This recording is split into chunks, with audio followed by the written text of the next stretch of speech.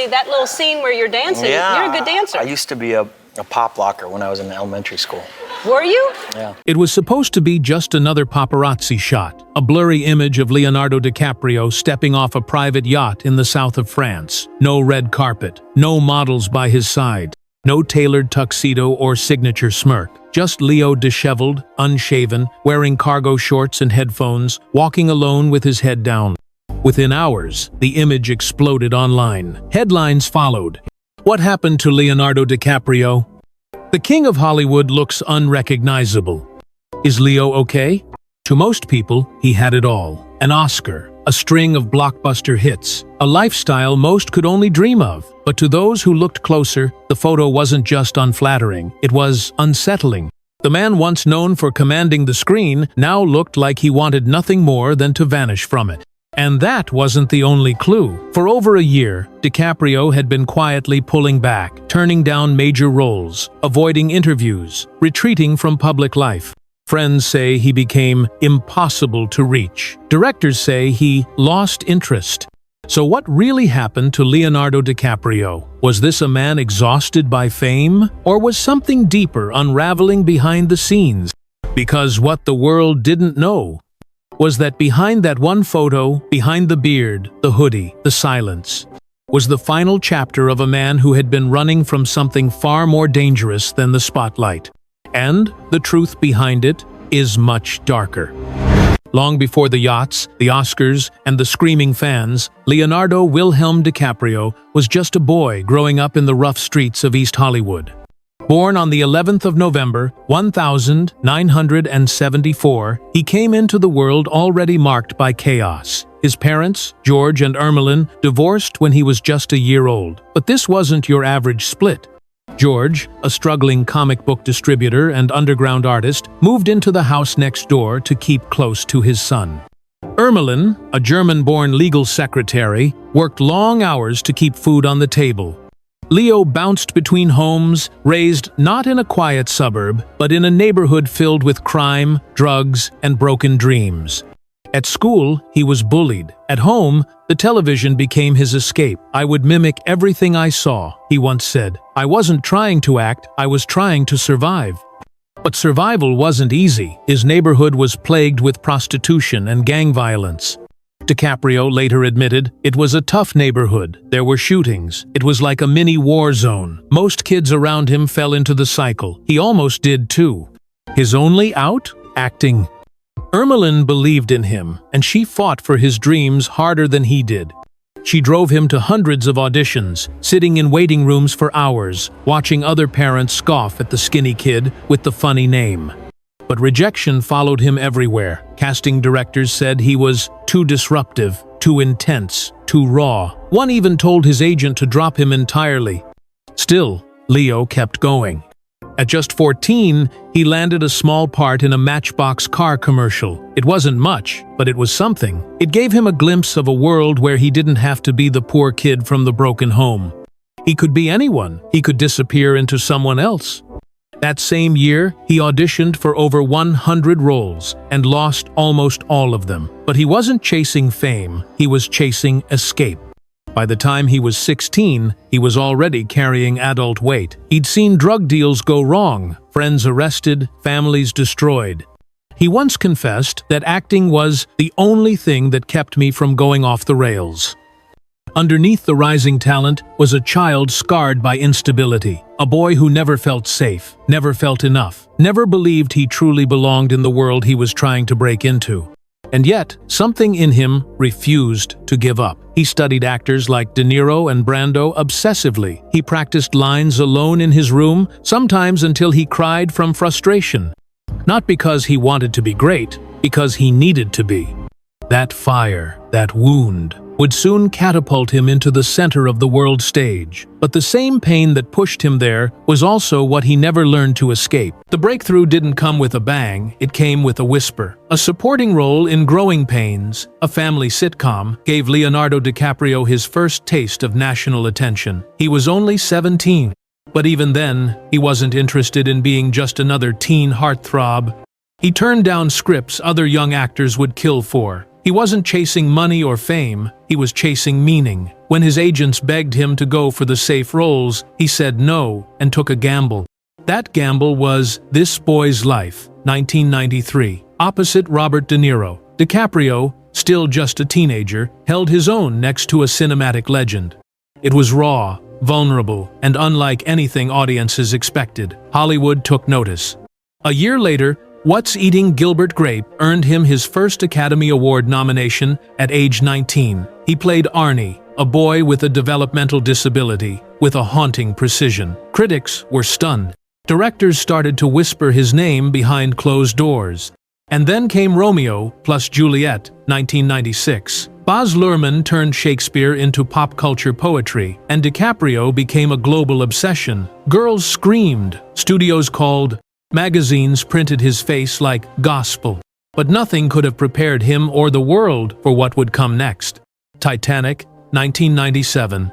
At 22, DiCaprio became Jack Dawson, and the world lost its collective mind. Titanic shattered box office records, launched him into an entirely new stratosphere, and trapped him in the image of a heartthrob he never asked for.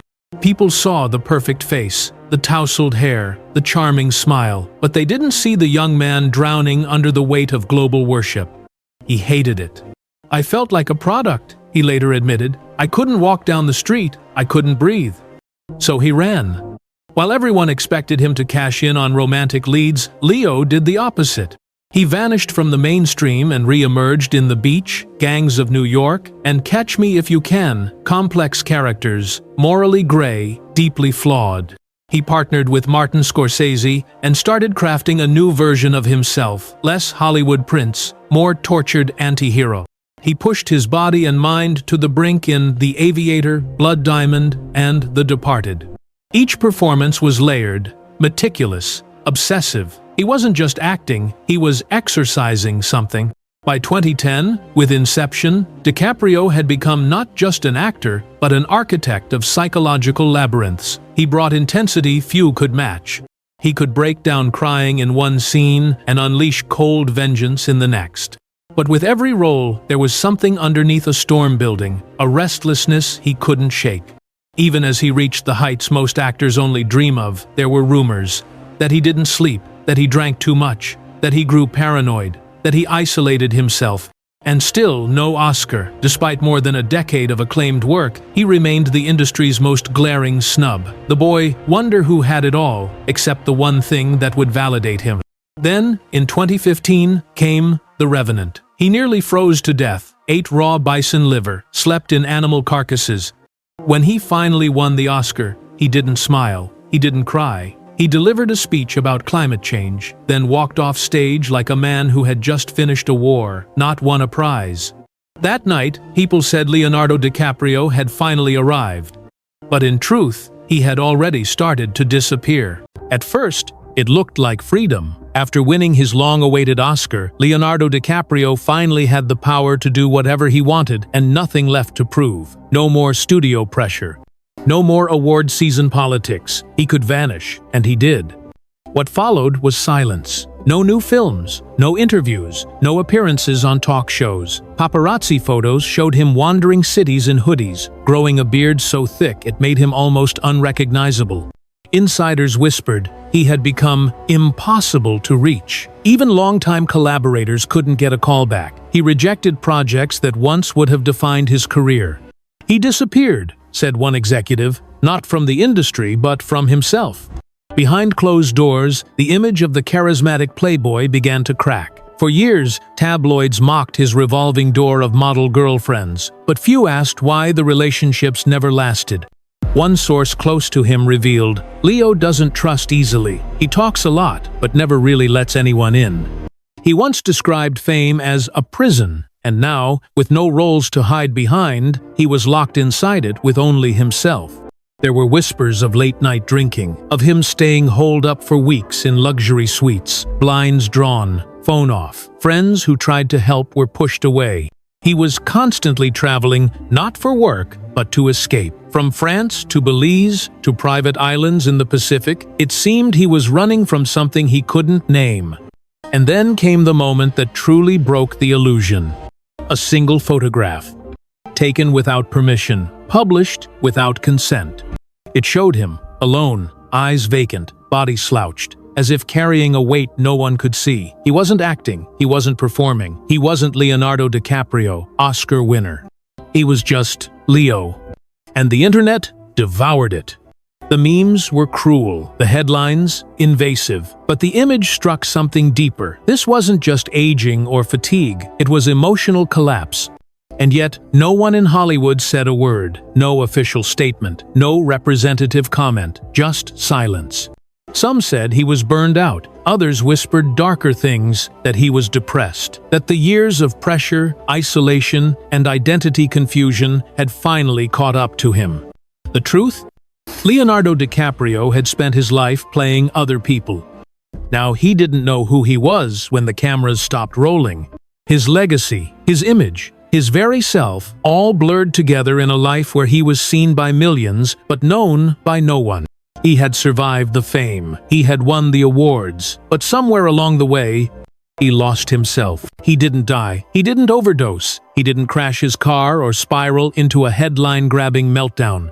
Leonardo DiCaprio did something even more shocking.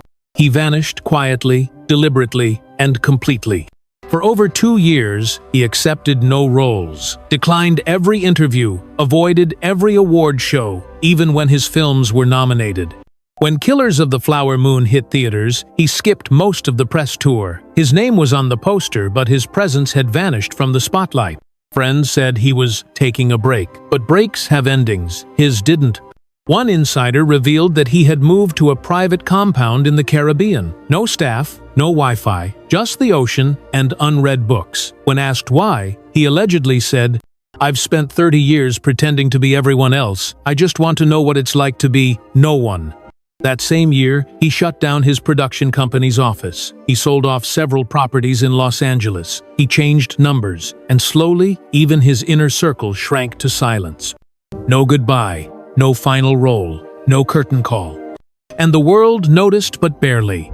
Because the truth is, Hollywood doesn't mourn disappearances, it replaces them. New stars rise, new faces take the spotlight. And Leo, once the face of a generation, faded into a myth. People began asking, where is DiCaprio? Is he okay? Will he ever come back? But no answers came. The last known photo was taken by a fan in Costa Rica. He was barefoot, walking alone on a dirt road, holding a paperback copy of Siddhartha. When they asked for a selfie, he smiled, politely declined, and said, "Let me be invisible just a little longer." That image, blurry, sun-drenched, profoundly human, wasn't front-page news, but it told a story more haunting than any scandal. Because the tragedy of Leonardo DiCaprio wasn't in a dramatic downfall.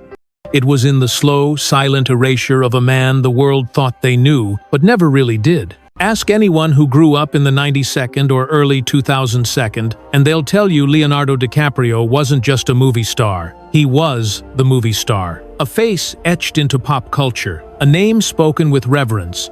But behind the roles, the red carpets, the relentless pursuit of excellence, was a man at war with visibility. He made us feel, he made us dream, he made us believe that art could still shake the soul. But he also reminded us quietly, painfully, that fame doesn't fill the void, that even the brightest lights can burn someone hollow.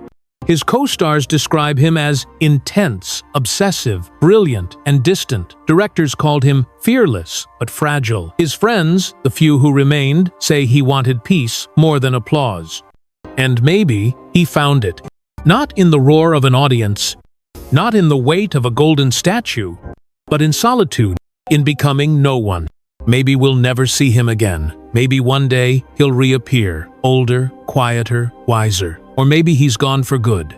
But whether he returns or not, one truth remains. Leonardo DiCaprio was never just Jack from Titanic, or Howard Hughes, or Jordan Belfort. He was a mirror.